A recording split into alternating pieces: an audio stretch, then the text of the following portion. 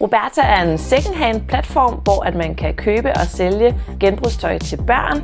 Det, der er det smarte ved vores platform, det er, at som sælger, der kan man blot sende sit tøj ind, og så klarer vi resten.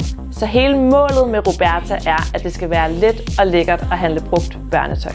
I Roberta, der har vi udviklet en AI-robot, som vi kalder for Roboto, og den hjælper os med at lægge produkter op i appen. For vores helt store udfordring hos Roberta, det er, at der kommer så mange produkter ind, som alle separat skal lægges op, fordi de er unikke hver især, og derfor er det helt essentielt, at man finder en måde at automatisere det her flow på. Og det har vi gjort ved hjælp af Roboto.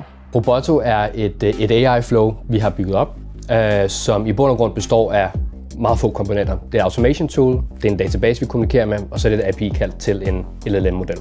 Noget af det, jeg synes, der er så super spændende, det er jo, at teknologien, når vi snakker AI og brug af AI, virkelig har nået en modenhed, hvor selv en lille virksomhed på 2 mennesker kan gøre brug af AI. Og det kan vi jo gøre, fordi at LLM-modeller, open source teknologier, automation tools er etableret, er udviklet, og det i bund og grund handler om at have kendskab til de her teknologier og kunne sætte dem sammen på en unik måde for at få effekten, og også for at kunne udvikle og implementere AI super hurtigt i forretningen. Ved at have skabt Roboto, så har vi nu en produktoprettelse, som er 3 gange mere effektiv, end da vi startede helt manuelt ud. Vi gik fra at kunne oprette 25 produkter i timen, til med Roboto nu at kunne oprette 80 produkter i timen. Og det er helt essentielt, da vi allerede på det første halve år har over 100 sælgere på platformen, og der kan cirka være 30-40 stykker tøj i hver Roberta-pose, og så kan I selv gange op, at det er omkring 5.000 produkter, der har skulle oprettes på blot et halvt år. Og derfor er det helt essentielt med en automatiseret løsning som Roboto.